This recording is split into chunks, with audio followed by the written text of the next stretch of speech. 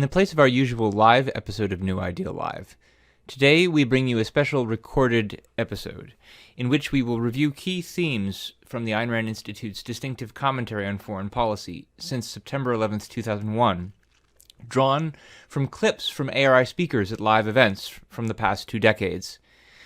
This event will serve as a prelude to a live event on Saturday, September 11th, 2021.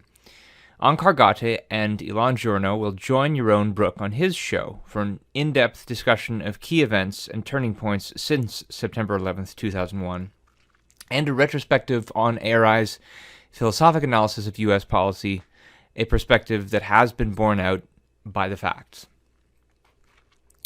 We'll begin our episode today first with a review of some of ARI's earliest commentary on September 11th.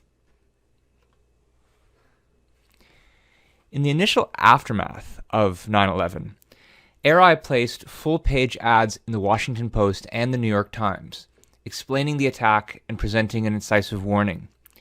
"The greatest obstacle to U.S. victory," wrote ARI's founder, Leonard Peikoff, "is not our enemies, but our own intellectuals. They advocated the same ideas that had encouraged the enemy. 50 years of increasing American appeasement in the Middle East have led to 50 years of increasing contempt in the Muslim world for the U.S., wrote Peikoff. The irrational ideas shaping American foreign policy had led to 9/11, and every indication pointed to one conclusion. Those dominant ideas, unless rejected, would subvert the U.S. military response and our national security.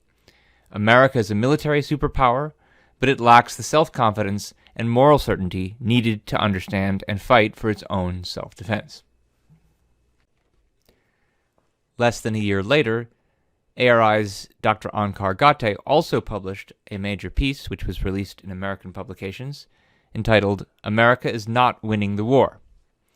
In this, he argued that, quote, "The Bush administration's actions, guided as they are not by reason but by emotion, including emotions of outrage, are chaotic and contradictory. No one knows what, if anything, America will do next in the war, because we ourselves don't know what we'll do or why." "How then goes the war?" Ghate asked. "An objective answer must be, badly. But our cause is not yet lost. We lack not the wealth nor the skilled military necessary to defeat the enemy, only the ideas and the will. If we articulate and practice a rational foreign policy, one actually premised on America's self-interest, we will prevail. Nothing more is needed to achieve victory than to replace the pragmatism and self-sacrifice now dictating America's actions with the principles of reason and rational self-interest. Nothing less will do." Much less would be done. In the hour or so of material that follows, we will see Drs. Leonard Peikoff, Yaron Brook, and Onkar Ghate observe the events they are witnessing over the course of the next 20 years. A history that now bears witness to the failure to heed the principles of a rational foreign policy. But their record of commentary is a testament to ARI's dedication to the cause of reason and freedom in defense of American values against the threat of Islamic totalitarianism.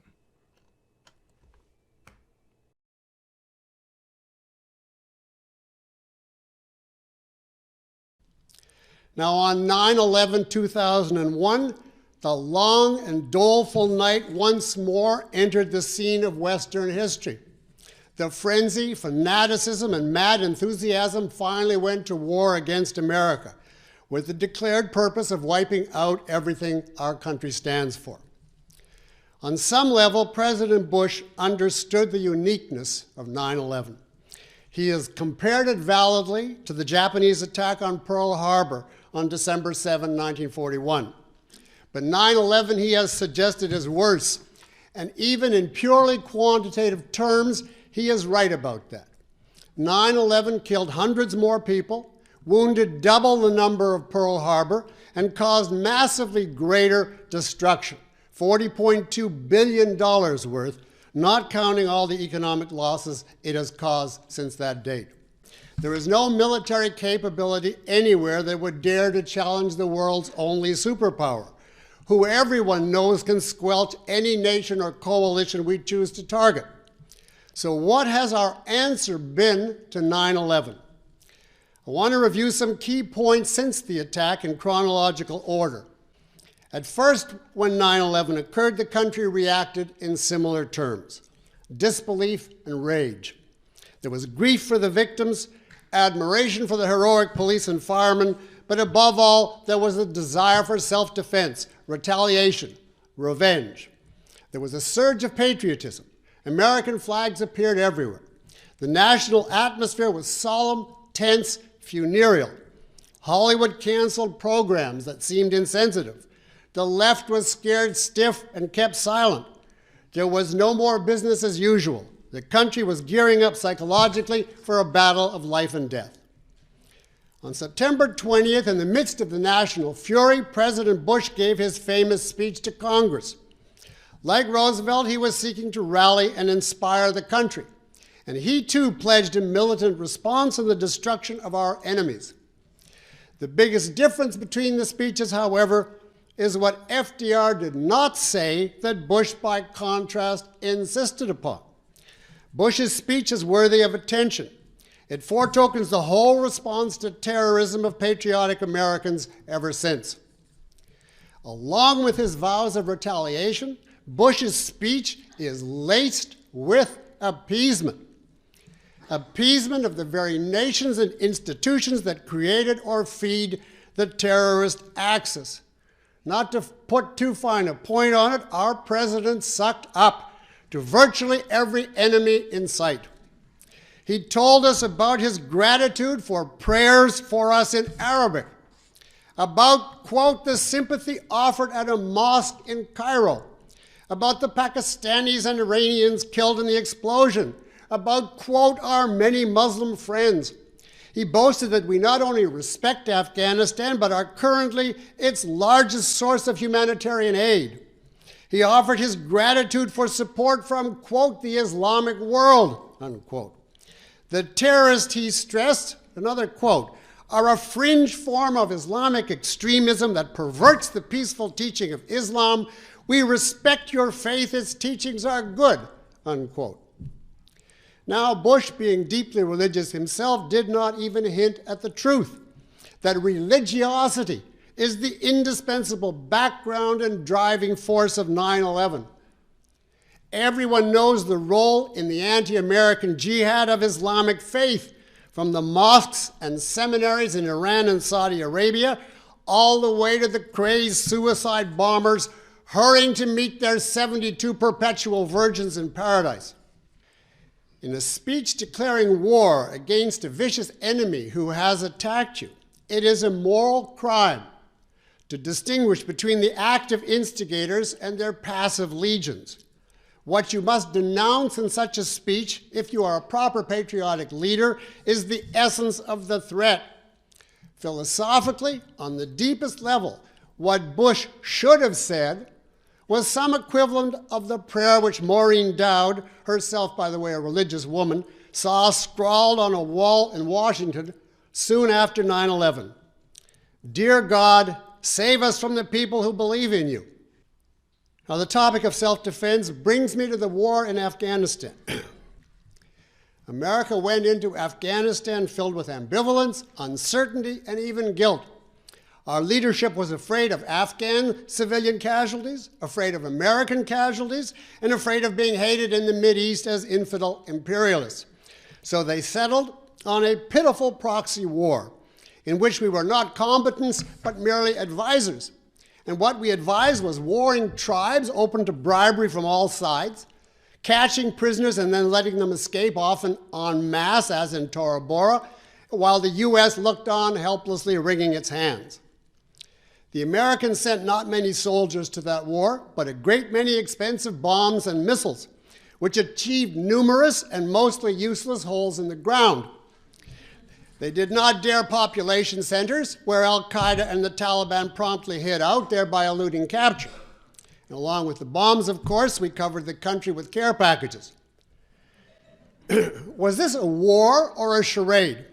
A war in self-defense must be fought without self-crippling restrictions placed on our commanders. and it must secure undiluted, unconditional victory as fast as possible, regardless of how many innocent civilians are caught in the line of fire or are deliberate targets of that fire. These innocents suffer and die because of the action of their own government in sponsoring the initiation of force against us. Their fate, therefore, is their government's moral responsibility, not ours. What the war in Afghanistan did is to send a message at that time to the world that the U.S. is a self-made paper tiger to scare no one. In practical terms, all that war really accomplished was to scatter the enemy, including most of its leadership, to other countries, mainly Pakistan, leaving the threat to the U.S. from al-Qaeda as bad as ever, which remains true to this day, as even the CIA has stated publicly. The war in Afghanistan was not only a colossal defeat for the world's only superpower, it was a joke. Afghanistan was wrong war number one in the fight against terrorism. Obviously, it's proper to retaliate right away against the specific thugs who perpetrated 9/11. But terrorism is an ideological phenomenon. The ideology of Islamic fundamentalism, the ideology of burning religious hatred of secular Western values. And you cannot stop or even wound such a lethal ideology merely by chasing after some of its thugs and their hiding places. To defeat Nazism in World War II, nothing less than a massive assault on its home base, Germany, on the country at the heart of Nazism's support and export was necessary. The same applies to Islamic fundamentalism. And the Germany of Islamic fundamentalism is not Afghanistan or Iraq. It is Iran. Wrong war number two, in my opinion, Iraq. Why Iraq and not Iran? Iran, as everyone in Washington knows, is the birthplace in 1979 and the center of the modern Muslim fundamentalist movement. That is why Iran has much greater ties with all the terrorist groups than the secular Hussein regime ever did. And why Iran, by the admission of our own State Department, is the worst country in the world in this respect. In other words, it's incomparably more active than Iraq in turning out, supporting, arming, and exporting terrorists. Iran, too, is a brutal dictatorship. And it, too, is working feverishly and even more effectively in some respects than Iraq was to stockpile nuclear and other weapons of mass destruction. Even Bush himself included Iran in his axis of evil, along with Iraq and North Korea. But he does nothing to single out Iran as by far our gravest enemy, gravest in the context of the terrorist crisis. Why not? Because Iran is the only religious nation of those three. And Bush does not want to name this fact. In other words, to have to reveal the ideological reason why Iran is our supreme enemy. Because his whole worldview is tied to the virtue and alleged peacefulness of religion as such of any variety. By the way, if we are short of countries to target militarily, what about such obviously eligible places as Saudi Arabia or Pakistan? Both incomparably greater strongholds of terrorism than Iraq. Now, having picked Iraq for bad reasons, our leaders proceeded to make things worse by stressing over and over that our motives in this war were not only or even primarily our own self-defense, they were also strongly altruistic. The war's code name was not Operation American Safety, but Operation Iraqi Freedom. We fought, we were told, not only to protect the whole world from Saddam, but even more important, so that we can shower the lovable Iraqis with everything good: food, medicine, supplies, individual rights, freedom, a whole new reconstruction at a cost of $100 billion, you name it. And that is what makes self-defense okay, as against being merely selfishness on our part. In other words, in this war, we were not even permitted to say too loudly that we are out to save ourselves and our own country. That would be unacceptable egoism. Now, with some notable and glorious exceptions, the conduct of the war largely followed from its stated moral purpose. Now, I'm not talking about the undeniable courage and heroism of our troops, nor about their number, about which I have no opinion, but about the battle orders. The troops were instructed methodically to pull their punches, i.e. to spare Iraq's civilians and its infrastructure. And even more, and I quote, they were instructed, quote, to avoid the kind of fighting that might enrage the Iraqi people, unquote. We are at war against this country, but there must be no fighting that would enrage the people in the country. Now, we are speaking here of the injury or death of courageous American boys, hundreds of them, many of whom set aside jobs or college plans in order, so they thought, to fight for American liberty. And I say that even one of these boys' lives deliberately imperiled by our so-called moral policy is an act of immorality, is in fact a moral atrocity. It is literally turning our soldiers into sacrificial offerings. But Mr. Bush has no problem with this, apparently. Americans, he has said approvingly, know how to, quote, sacrifice for the liberty of strangers, unquote. We have shown again that American power is supreme, but that we are still morally unsure of our right fully to use it. So we leave open to the world the questions. Will the U.S. use its power after the next provocation? And if so, how seriously? So long as these questions remain open, we remain vulnerable. Our enemies who passionately hate us will probably leave us alone for a while, but they are not crushed. They are not paralyzed by fear. They are not convinced that jihad against us is simply unthinkable. So who knows if and how they will rally and attack us again next month or next year, once the Iraqi war has faded into history.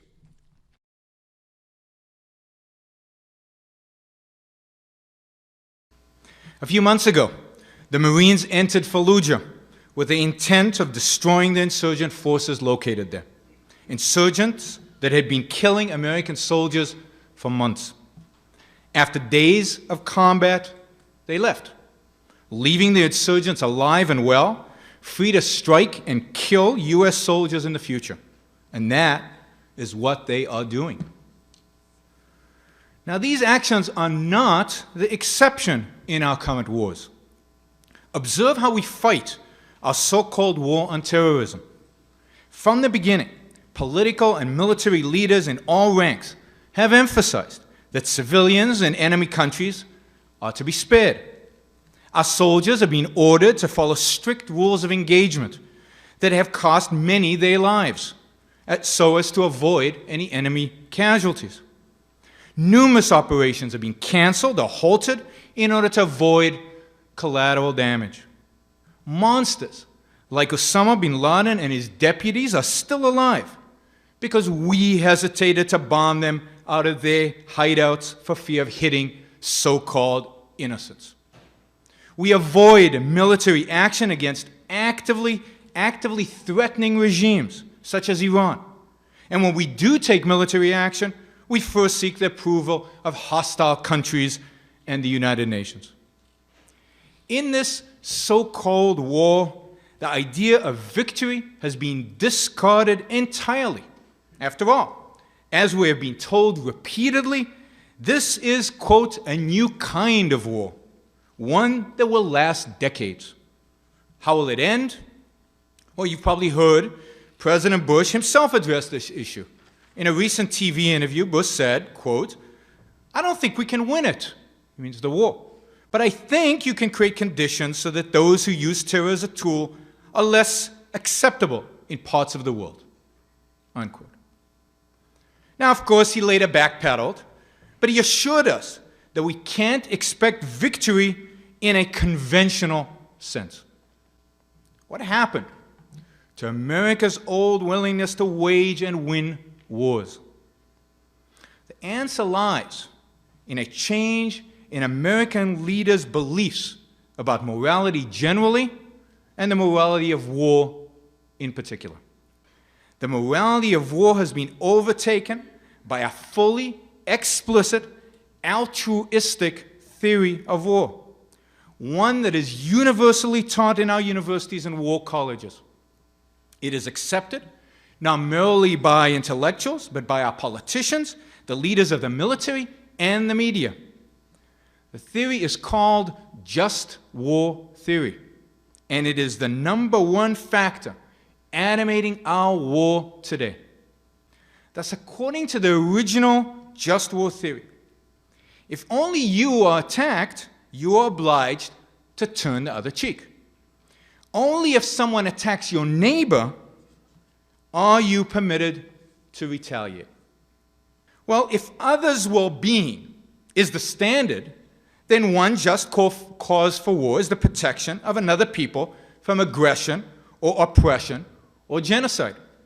Thus, just war theory endorses the sacrifice of American soldiers and American wealth for peacekeeping and humanitarian missions anywhere and everywhere around the globe.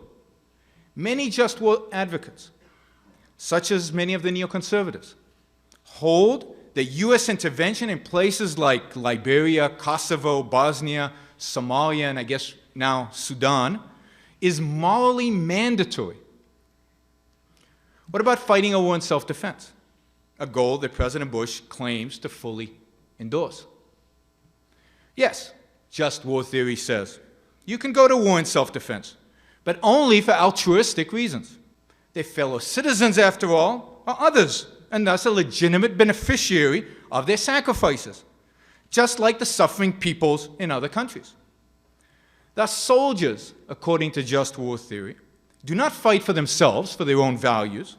They are sacrificial animals. Their job is to give up their lives so that their countrymen, fallen victims of oppression, or, as we shall see, even their country's enemies, are protected. President Bush's case for war in Afghanistan and Iraq were a perfect illustration of this. The impetus for both, especially Afghanistan, was clearly September 11th. But he did not consider pure self-defense a sufficient justification for war in either case. Thus, he supplemented the alleged self-defense portion of each mission with massive campaigns to relieve Afghan and Iraqi suffering. In the build-up to Iraq, President Bush was especially concerned with just war theory. The reason was that he was trying to justify one aspect of self-defense, which is preemption, an idea that's very controversial among just war theorists. Thus, President Bush made sure to make the emphasis of his campaign not Saddam's threat to the United States, which we heard very little about, but the goal of preserving the integrity of the UN, of freeing the Iraqi people of a tyrant. This is Operation Iraqi Freedom, after all. Of showering the Iraqis with food, collectively owned oil, and democracy. Just war theory has been crucial not only in defining the when and why of the wars Bush has chosen to wage, it has also defined the wars that Bush has chosen not to fight. Bush has taken no military action whatsoever against the worst terrorist regime, Iran. Now take Iran. By the standard of actual self-defense, Iran was and is the most important regime to defeat. We know that Iran poses a greater threat to the U.S. than Iraq. It is, after all, the spiritual fatherland of the ideology that drives the terrorists. It is the world's leading supporter and producer of terrorists, and it is developing a nuclear arsenal. But these are merely selfish criteria, and few just war theorists would argue that we have suffered enough from Iran to be at the point of last resort. How long before we can consider last resort of war against Iran? Well, this is how President Bush explained the issue last week to the New York Times. Suggesting that he would be patient, Bush said, quote, "We will continue pressing Iran diplomatically." He continued, "Diplomacy failed for 11 years in Iraq, and this new diplomatic effort in Iran started barely a year ago." Unquote. In other words, if we tried diplomacy with Iraq, last resort, for 11 years, why not grant Iran the same luxury?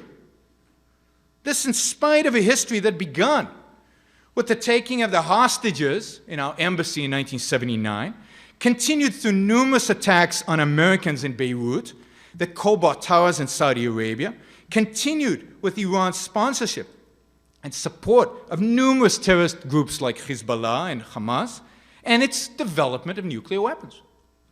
And it's continued daily almost, verbal threats against the United States and Israel.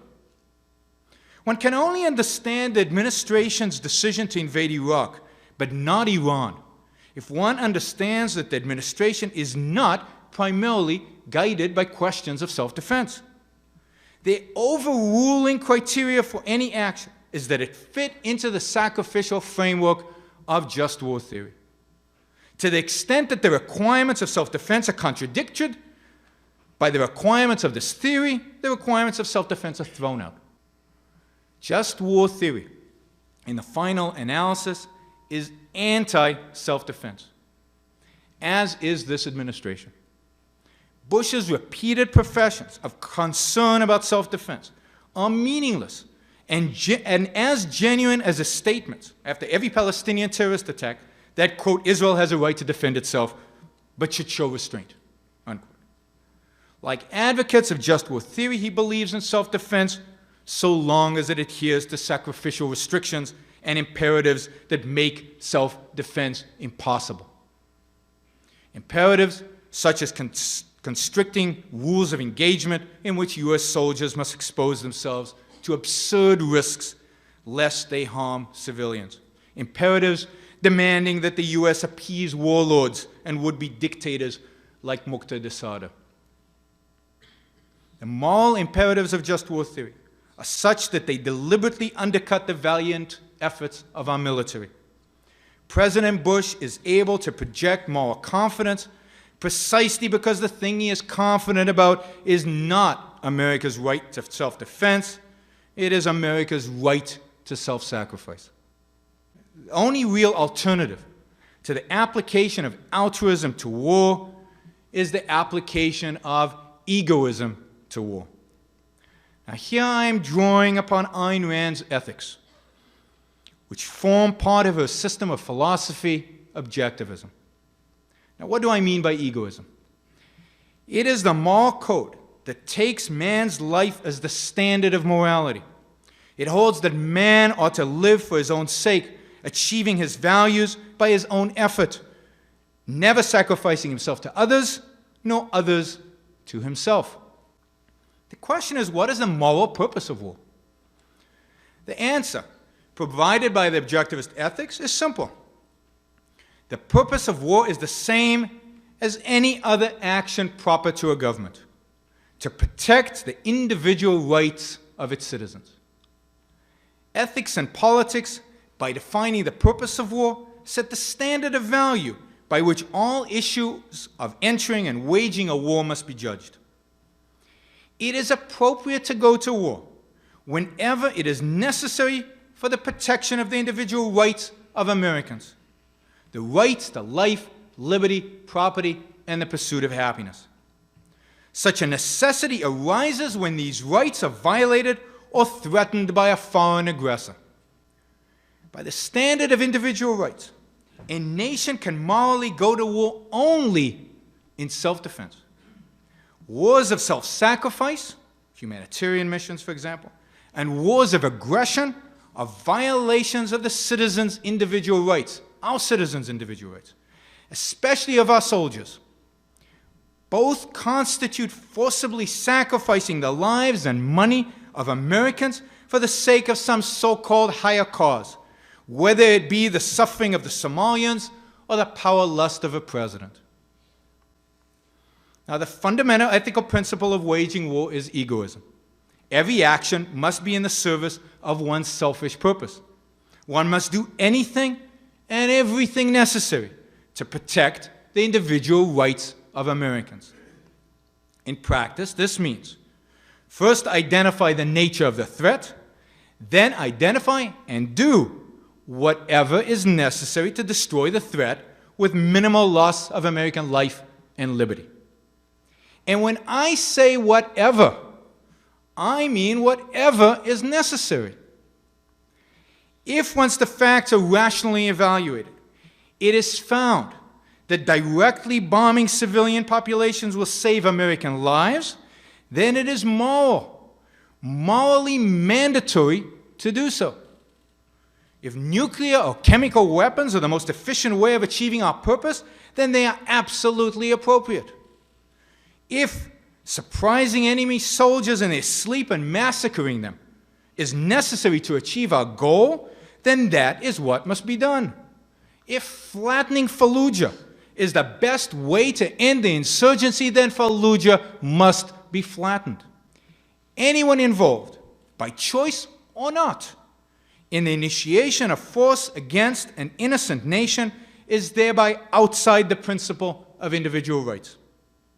Just as an individual criminal forfeit his rights, so do the leaders, soldiers, and civilians of criminal nations. For the most part, a country's citizens are not merely innocent bystanders to the crimes of their regimes. They are responsible for the actions of their governments, unless they have taken active steps to object, resist, change, or go underground. What then about the truly innocent? The freedom fighters, the descendants, which are always a small minority in any country.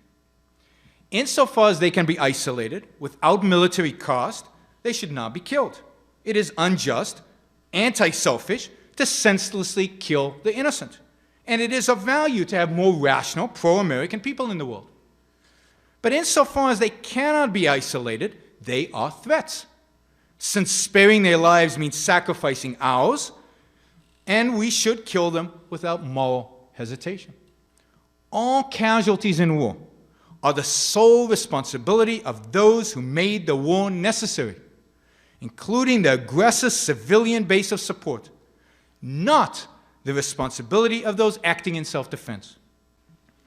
We are losing the war on Islamic totalitarianism, not because of our physical weakness and their strength, but because of our leadership, political and militarily. In spite of much of its rhetoric, this leadership is crippled by the philosophy of altruism. The implicit philosophy that allowed Sherman, Patton, Truman, MacArthur, and Churchill to do what was necessary to win could not, being merely implicit, stand up to the challenge of an explicit altruism, whether in its religious or secular form. Total victory requires an ethic of self-interest. Since that ethic has mostly vanished from this world, total victory now demands an ethical revolution.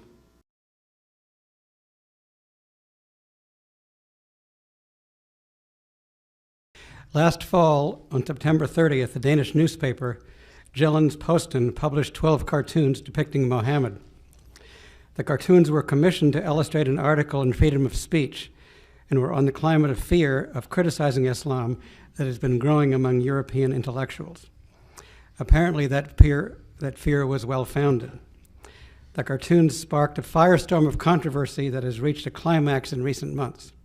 The Islamic world erupted into violent protest, with rioters setting fire to the Danish embassies in Syria and Lebanon.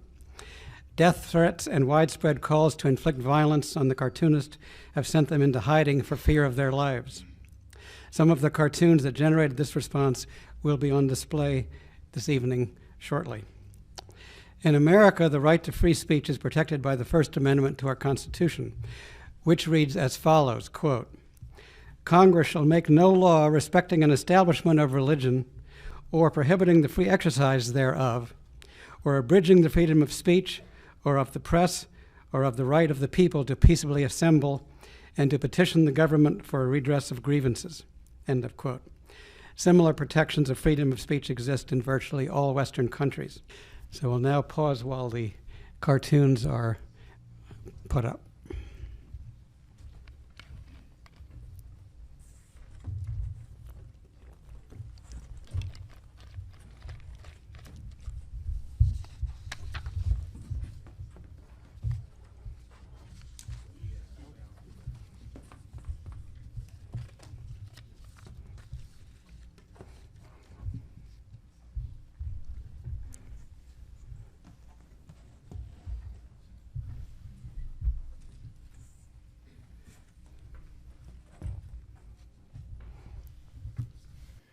Why are we here? Why show the cartoons?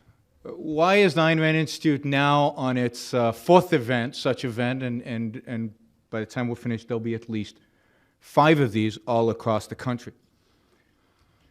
The reason we're here is, I think, that events demand it. The publication of the cartoons, the response in the Muslim world, but more importantly, if it is the response in the West. What was the response in the West? Well, for the most part, it was silence. It was showing the demonstrations in the Middle East, but leaving it at that. It was the New York Times, the Wall Street Journal, representing both left and right, deciding not to publish the cartoons.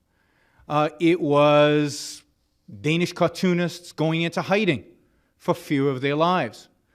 It was President Bush and the State Department declaring that while we all have the right to free speech, I guess in some theoretical sense, we need to use it responsibly, which in other words is a code name for not offending anybody, not getting anybody upset, not putting anybody at risk. I think this is a horrific response.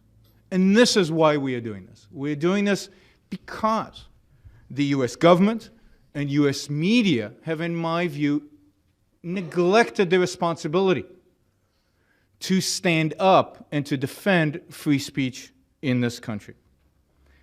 So given that our media and given that our government is not doing what is necessary, what are we to do? What are we as the citizens of a free country supposed to do? Well, I think this is what we're supposed to do. We need to stand up to evil. We need to refuse to be silenced. We need to show that we will exercise our rights without fear, with security, but without fear. That we will not let the intimidation work. Because when those riots happened in the Middle East, what was the goal of the riots? What was the goal of burning down embassies? What was the goal of killing people? What was the goal of threatening the cartoonists with, well, where is it over there, with beheading? Behead all those who offend Islam. What is the goal of that? It is to silence us. And we, if we care about our freedoms, if we care about our right to speak, we have to stand up against that intimidation and say, no, we will not be silenced. We will not let you intimidate us. And if our government defaults on its responsibility to stand up to you, and has, as Dr. Pipes mentioned, for 17 years now, since the Salman Rushdie affair, because, of course, the Bush Senior's administration did exactly the same thing. It indeed condemned both Rushdie and the Iranians and for issuing the fatwa. If they will not do it, then we as the American people need to stand up and do it. Now, what do the writing Muslims want? Well, they want our submission. As Dr. Pipes said, they want us to submit to Sharia law. They want to subordinate our will, our minds, our wishes to theirs, to their faith, ultimately, to their God, to their religion. The ideology that drives them, totalitarian Islam, demands that complete subjugation of everything to their interpretation of God's words, to their interpretation of Islam. Now, what kind of ideology are we talking about? Well, we're talking about an ideology that I think is illustrated in these posters, and an ideology that is illustrated in their actions after the publication of the Danish cartoons. We're talking about ideology that is focused on using force to burn buildings, to riot, to kill, to force people into thinking, or at least pretending to think, in particular ways. This is an ideology of faith that can only deal with disagreement through violence, because it has rejected explicitly the use of reason. And that is, again, what we see in the way they deal with the West. Whether it's by killing somebody because they converted, because they want to convert, or they have converted to Christianity, wanting to kill them, or whether it's letting girls die as they escape a burning house because they're not dressed appropriately, whether it's stoning somebody for adultery or beheading an infidel. Their ideology demands violence against those who disagree with them. Now, to some extent, taken seriously, all religion demands that, because its tool is fundamentally faith and not reason. Christianity, Judaism, other religions have gone through an absorption of elements of reason into them over the last 200 years, 300 years, and they're nonviolent anymore. The problem we face today is a violent form of religion that demands enslavement and through the use of force.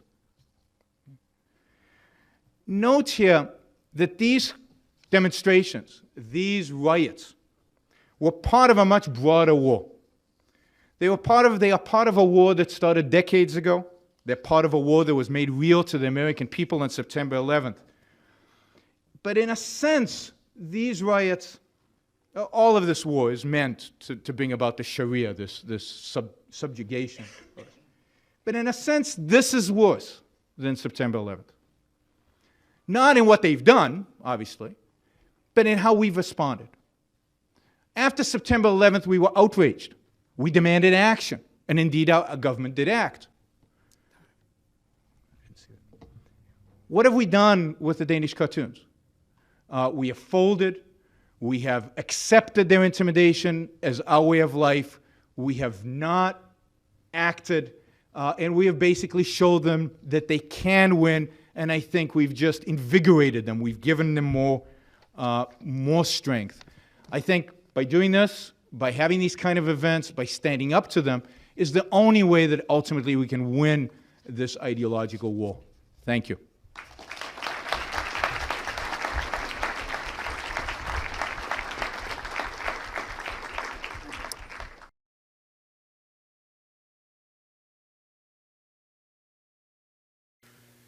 In the 5 years since September 11th, many people have asked despondently if the United States is safer.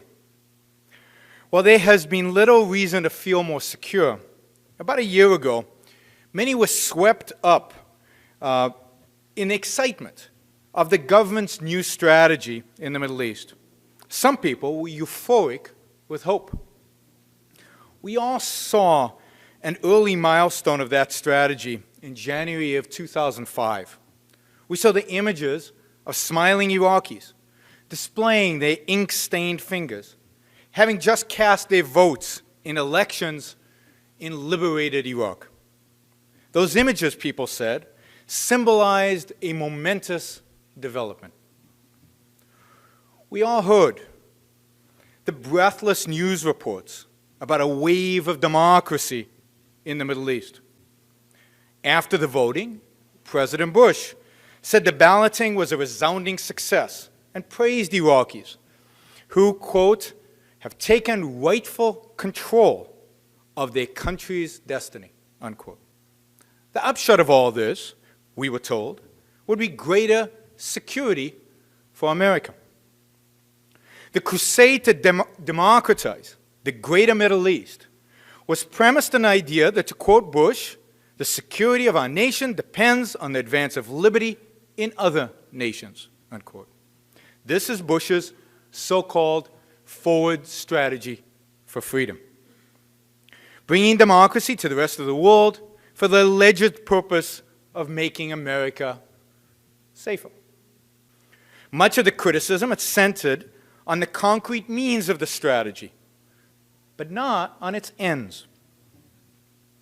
But perhaps the strategy's end is the problem. Perhaps nothing went wrong, and what we're seeing in the Middle East is the fulfillment of the forward strategy's actual goal. Truly free nations have no interest in waging war on others, except in self-defense. Free nations prosper through trade, not conquest and plunder. Peace is good for them. War is not. It is also true that the more free countries there are in the world, the better off we are. But would this strategy of promoting democracy as the main vehicle for defending America, would the strategy have sounded plausible as a response to the Japanese attack on Pearl Harbor? Imagine that following Pearl Harbor, Americans were told that victory would come not by fighting the enemy until its unconditional surrender. No, but by bringing democracy to Asia and Europe. Imagine that our goal in the war was declared to be liberating poor Japanese and Germans from enslavement by their rulers. Imagine that U.S. bombers dropped aid packages on German and Japanese cities in between delicate sprinkles of missiles. Because this was not the approach taken, World War II was won decisively in less than 4 years after Pearl Harbor. We are now entering the 6th year of Bush's war, and there is no end in sight. Things are only getting worse. After Pearl Harbor, the outraged people of America demanded self-assertive retaliation, and their government delivered. Likewise, right after 9/11, people were righteously outraged. Their healthy, rational response was, we need to fight a war now to make us safer. The administration also felt outraged. It famously announced that we must, quote, end states who support terrorism, unquote.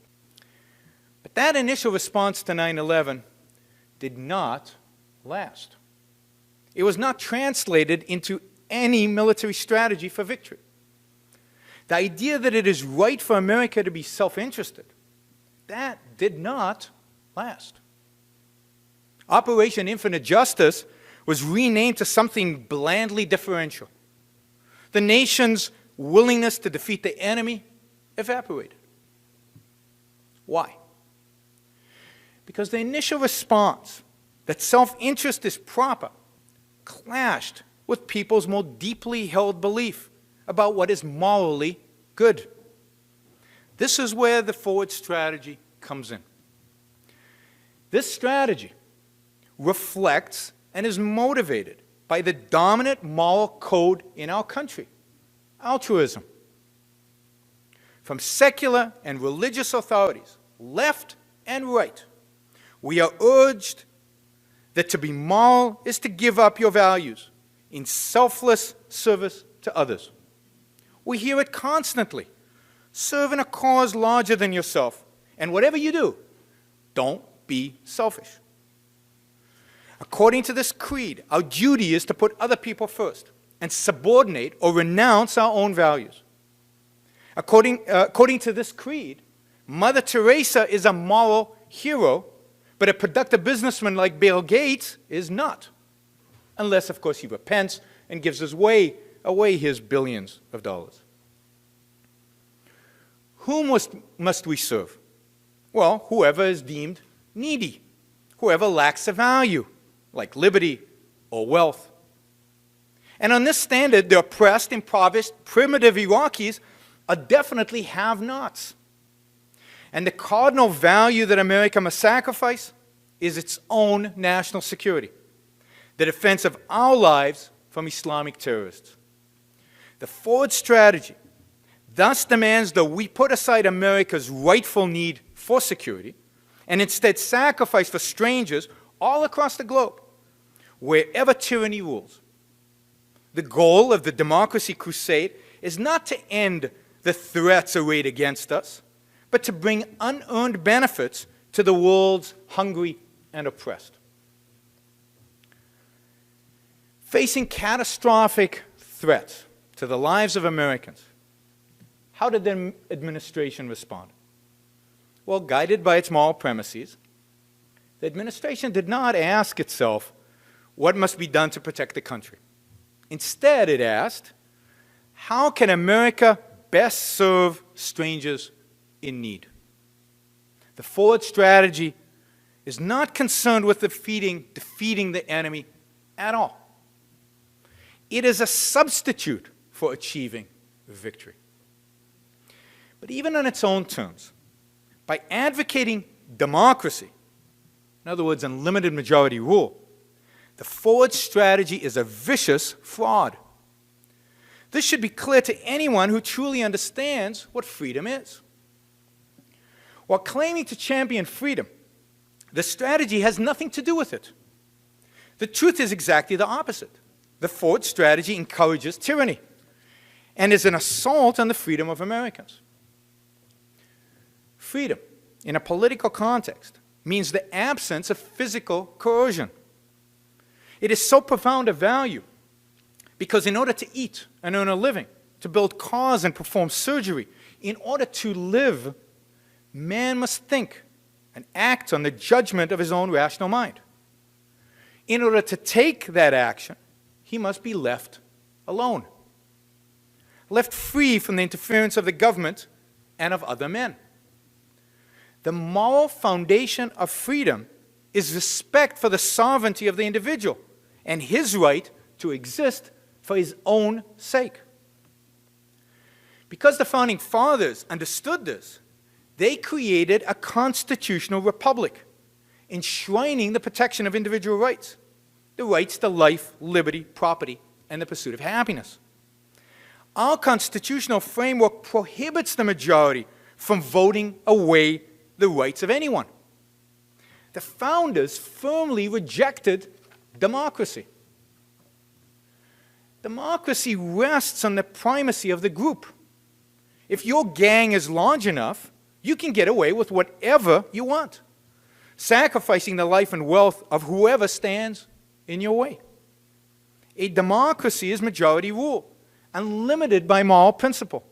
It is a form of tyranny. Now observe that spreading democracy is an inherent part of the Ford strategy. The reason is that the system of democracy is an efficient means of selflessly serving others. To serve America's self-interest would mean that we decided the political makeup of a defeated regime, how it is made permanently non-threatening. We would be better off and safer if we could ensure that we don't have to face a resurgent threat in a country we've waged war to defeat. But Washington disavows any intention of deciding this issue, what political regime will be in place. Bush proclaimed all along that America would never determine the precise character of Iraq's new regime. The decision was entirely theirs. That's what democracy is. Whatever these Iraqis choose, America would endorse selflessly. When asked if the U.S. would accept an election that brought to power an Iranian-style militant theocracy in the new Iraq, Bush said yes. He explained that, quote, democracy is democracy, unquote. Why should America sit back and accept a new hostile regime in Iraq, a worse threat to our security than Saddam Hussein was? Why? Because whatever the Iraqis dictate goes. Their will must be sovereign. Their desire must come first, above any American interests. We must sacrifice our legitimate need for security, our prerogative to render and keep Iraq peaceful, in order to satisfy the will of the majority of poor, weak Iraqis. Anything else would be selfish. You can see what drives the strategy. America is free, wealthy, and strong. And thus, on the morality of self-sacrifice, we must serve others, not ourselves. America should be an intellectual advocate for freedom. It is in our best interest to encourage others to adopt political and economic freedom. To genuine freedom fighters, we should give our moral endorsement, which in itself is considerable, though often underappreciated.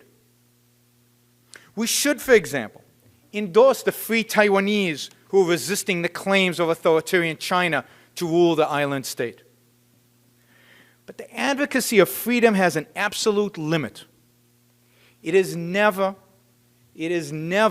moral for America to send its troops in order to liberate a people and then pile sacrifice upon sacrifice for the sake of nation building. It is wrong to send our troops on humanitarian missions or to fight wars where America's security is not directly at stake. Such wars are a violation of the rights of our troops who fight to protect our and their liberty.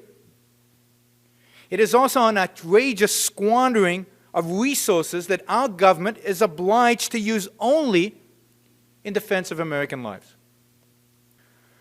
So on the 5th anniversary of 9/11, I call on you all to rededicate yourself to your moral right to life and America's moral right to self-defense. Remember the evil of the attacks on that day and recognize that this is a war. Remember that it is morally proper, indeed morally necessary, that we crush the enemy. Aware that our cause is just, we must help America recapture the spur to righteous action left to us by the brave passengers of Flight 93. Let's roll. Thank you. What gives encouragement, what emboldens the Islamic totalitarians throughout the world who are, massing and attacking en masse? Has emboldened them, particularly in their attacks against the West? I would single out 4 episodes that has given them tremendous inspiration and courage. The first, and because it's the first, the worst because it sets the precedent for everything else, was the seizure in Iran of the American embassy, the parading day after day on the news of the hostages, the belittling of America. And if you can, I was 9 or 10 at the time and watching the news, and the sense just of being depressed and that something has been lost about the West and about America, that pervaded that episode. And Ayn Rand said in a very prophetic statement that if we didn't view that as an act of war and march on Tehran in the days following, you will not live that down for decades. And unfortunately, we have not lived it down. That has been all too true, that statement. So there was that episode, and then these happen about every decade. You fast forward to the Rushdie, the fatwa against Rushdie. Here you have now a supreme leader of Iran reaching outside its borders, openly calling for the assassination of a Western author and the editors and the publishers, including American publishers, of his book. And the West and the US again does virtually nothing, or in some cases worse than nothing. And that was a tremendous inspiration and emboldening of their cause. And then, of course, if you take 9/11, now they can carry out a massive attack on US soil, inflict a tremendous amount of damage. That is a way of drawing recruits and people to the cause. And I put the Charlie Hebdo assassinations as the 4th one into that category. And I thought at the time, this is going to give them tremendous inspiration. You're going to see attacks immediately following, as you saw in Copenhagen on Lars Vilks, and as we saw now in Garland, Texas, at the cartoon contest. Because what that signaled to them was, here was people who've been on a hit list for years who had some amount of government protection. You can argue about how well they were protected at Charlie Hebdo in Paris, but they had some protection, and they were able to assassinate them nevertheless. In sort of graphic terms, the way I think of it, unfortunately, if you've seen the movie The Untouchables with Sean Connery, Kevin Costner, Robert De Niro, it's a pretty good movie, and I like some of its moral tones. And in that movie, what the Untouchables means is the few police officers or law enforcement officers who are willing to go after Capone and the mob are viewed as untouchable because they're not corrupt, they won't take bribes. And then halfway through the movie, Capone's men are able to assassinate one of the police officers in the police precinct and in an elevator, and they write on the elevator in blood, "touchable." And that is the message that the Charlie Hebdo assassinations have sent to the Islamic totalitarians. It is a very ominous event that one should really be concerned about. just from a foreign policy perspective. And I think Elan Journo in his talk will be talking much more about the jihadist movement. What I want to focus on is the West and the argument as it exists in the West. But just to think of what the impact of the Charlie Hebdo assassinations have been on the West. I mean, it's obviously had a tremendous impact on freedom of speech. So there's increasing calls, probably more so in Europe than in America, but certainly in America and in Canada, for hate speech laws. Fleming Rose, who was the cultural editor who published the Danish cartoons in 2005, which led to the 2005-2006 Danish cartoon crisis, he talks about how the Danish justice minister says that, oh, well, if only we had had greater hate speech laws, we could have prevented these attacks. We could have prevented the Danish cartoon crisis. We could have prevented the killing of Theo van Gogh. We could have prevented these attacks. How do you prevent the attacks? You silence your own citizens. That's the view of what we should do in the face of this kind of attack. And then you have the climate which has only increased after the Charlie Hebdo assassinations. You have a climate of self-censorship. You can't calculate how many people who would have talked about and criticized in some kind of way Islam, the Islamic totalitarians, religion more generally, how they've been silenced and they're just too scared to do so. And even the people who are courageous enough to do so, take Fleming Rose again, in publishing his book about the 2005-2006 Danish cartoon crisis.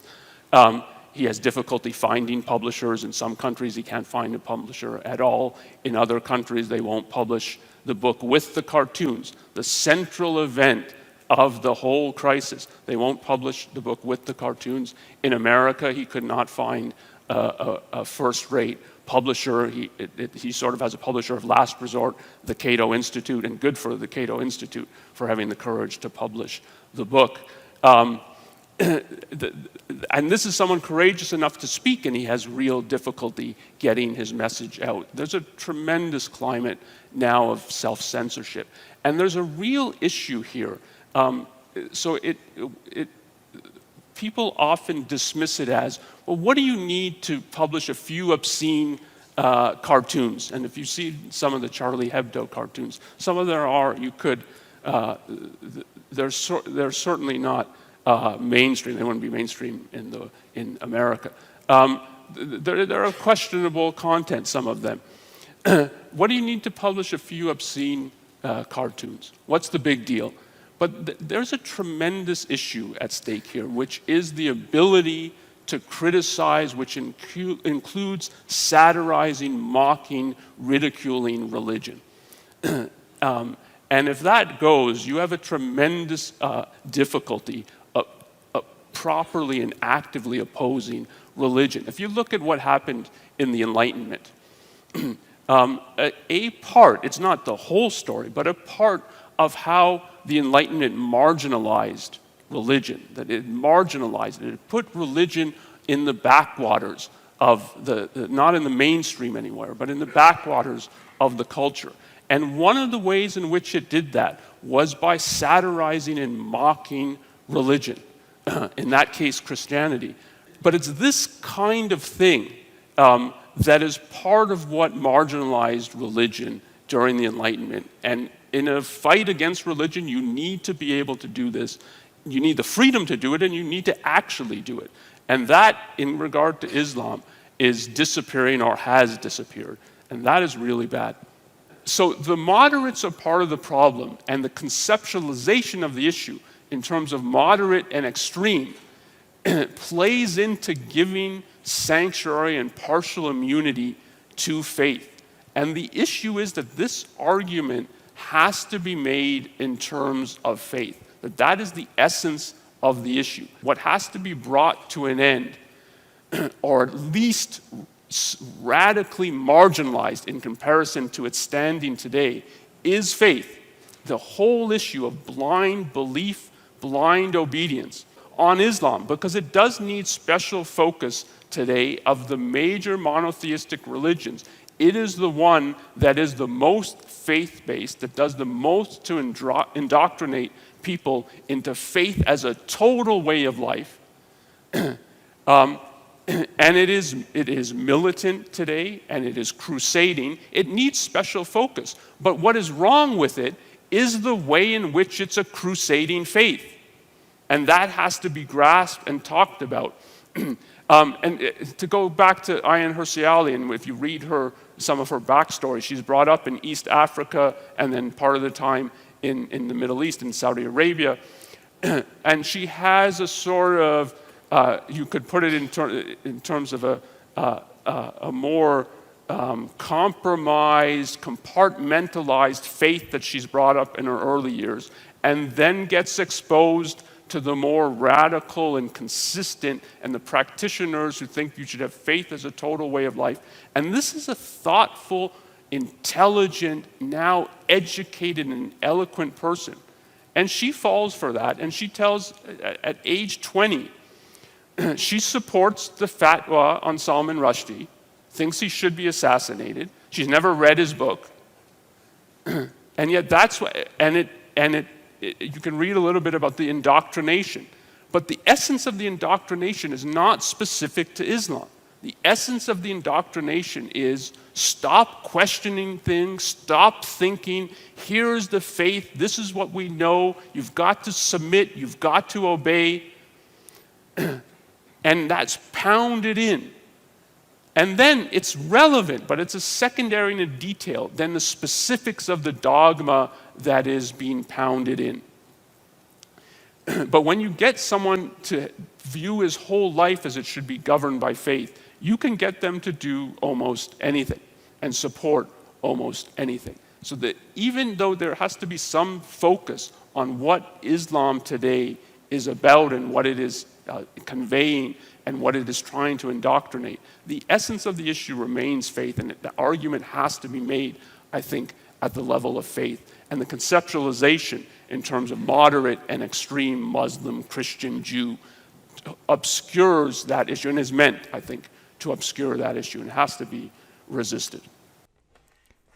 If you would like to learn more about the ideas discussed in the preceding material, please consider downloading the new expanded second edition of Failing to Confront Islamic Totalitarianism, edited by Onkar, Ghate, and Elan Journo. You can download a copy at bit.ly/FCIT2. Please also be sure to join us for a special episode of New Ideal live this coming Saturday, September 11th, 2021, on the 20th anniversary of the September 11th attacks, 2 p.m. Eastern, 11 a.m. Pacific, in which Drs. Yaron Brook, Onkar, Ghate, and Elan Journo will bring us up to date with their observations of what we've learned and what we've failed to learn since the September 11th attacks, and their take on the significance of ARI's commentary over the course of the last 20 years. Thank you, and see you then.